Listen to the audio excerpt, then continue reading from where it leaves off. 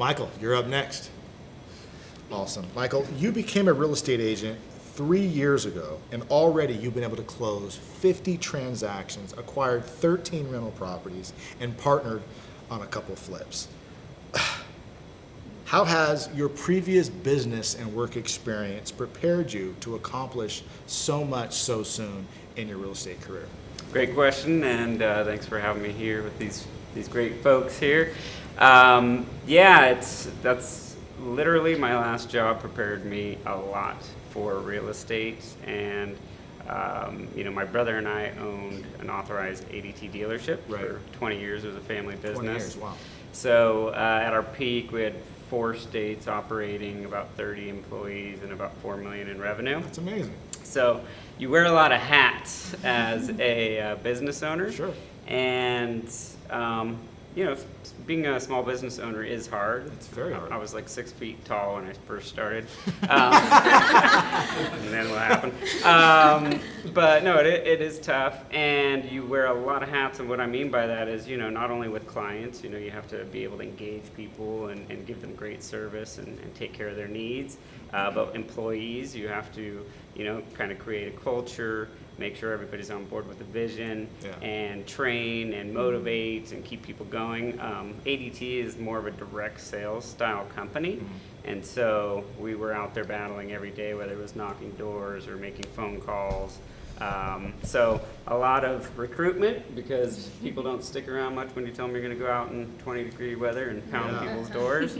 So that was like our main bread and butter, is just recruiting constantly and driving motivation and enthusiasm. So all that being said, when we closed our business in 2016, I just did sales for a dealer I know for a year or two while I got my license and kind of figured out what I wanted to do. Sure. Now that I'm in real estate, I'm able to take all those tools that I've learned and apply it towards real estate, and it's really almost a perfect fit, because with your client, you want to give them the absolute best value. You want to make sure that they have an amazing client experience. You have to sometimes be that, motivator, or sometimes that shoulder to lean on, in stressful times.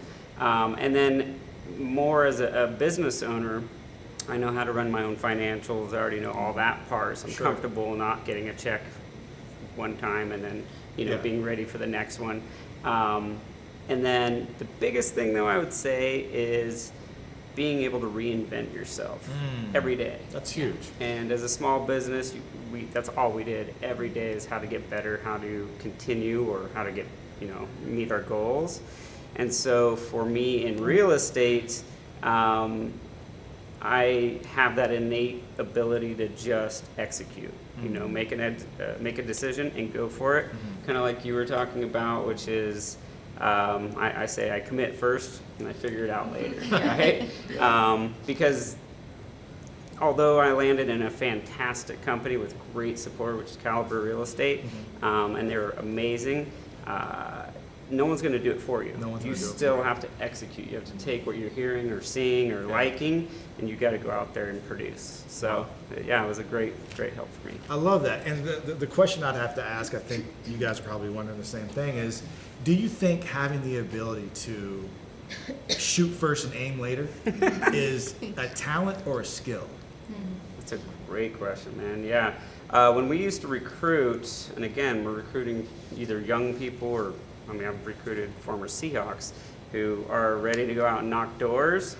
I used to say, I don't care if you're able, just as long as you're willing, right? So I think that's the thing you can't teach. I've had some amazing people come in the door for an interview, and I'm like, man, they got it. Sure. But they're not willing. Yeah. And if you're not willing to learn, if you're not willing to go out there, it's going to be tough no matter how great you are or how knowledgeable you are. Sure. Right? So I think you definitely have to have that innate will. That's amazing. And I just have one more question before I open it up here, is you mentioned trying to reinvent yourself every day. Like, I know what I think you meant by that, but would you mind diving deeper into that? Sure. Real estate is really fun because you get to be with people and be a coach with people and kind of help people through some great times and sometimes some difficult times. It's also sometimes lonely, and a lot of the times I have to look in the mirror and say, well, am I doing what I want to do? Especially like when I started in real estate, I decided not only do I have the power to go out and knock a door or do whatever I can to get business, but I want to be good at social media. I want to be in top of people's mind and always be out there so that if someone does have the thought, they hopefully say, hey, better call Mike, right? Yeah. Hashtag. So, you know, I'm constantly reevaluating and recreating myself, and sometimes I still get stuck in like, hey, another listing sold, another whatever, Sure. and that gets boring to people. Yeah. And what I really loved about social media in the beginning, and I'm trying to get my head back around onto it, is giving the value. I wanted to be the teacher, to just answer questions or talk about investing and you know, just kind of answer the questions you don't just always see on social media. So I'm trying to get myself better in that, and that's just part of every day trying to reinvent yourself.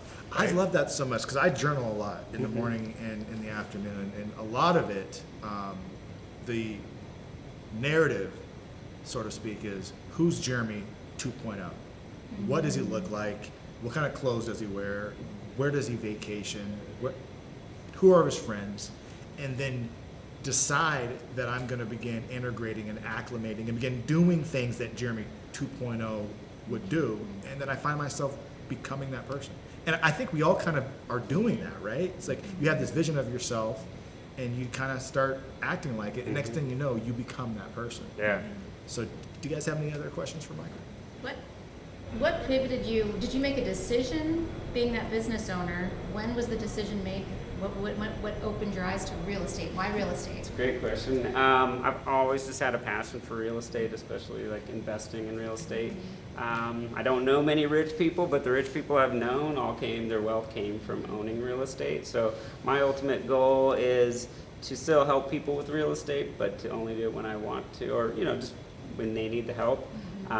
In reality, I want to own as many assets as I can to have as much cash flow coming in that I can take care of others. So it's just always been a passion of mine, maybe because I've been in so many living rooms as well, selling ADT security systems, that you just start noticing, man, that is super cool, and you know, you get the bug, right? Yep. So, but great question. Nice. It's so funny. I feel like there's a dichotomy of successful people of like they do tons of visualization, but they're also extremely pivotable. Really good entrepreneurs can like see what's not working and quickly throw it away and start anew. It sounds like from the core of your conversation that was something that you touched on. When was like one of the biggest moments where you pivoted? This isn't working. Throw that away. I'm going to start this now. In real estate, or Yeah. Well, or the other. Whatever you feel. Great question. Again, you know, I think my biggest pivot or one of my biggest moments, I kind of have two as I kind of thought about this. Number one is being a business owner. I was talking to you about this earlier. Is, you know, it takes a lot out of you to continually try to get other people to perform to the level you expect them to.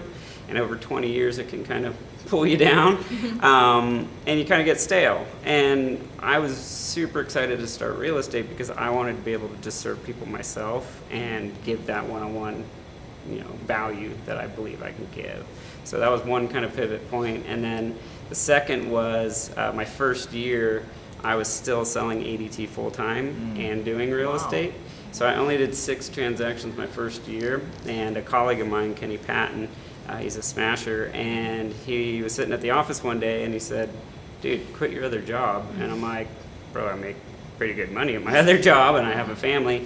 And he's like, if you want to do it, you got to quit the job. I went home that night. I talked to my wife. She was super awesome and So supportive. that was your moment. And that was it. I quit, and the next year I did 28 transactions. Wow. So That's amazing. Yeah. Nice. And I mean, doing 6 transactions your first year is still a great first year. Yeah. So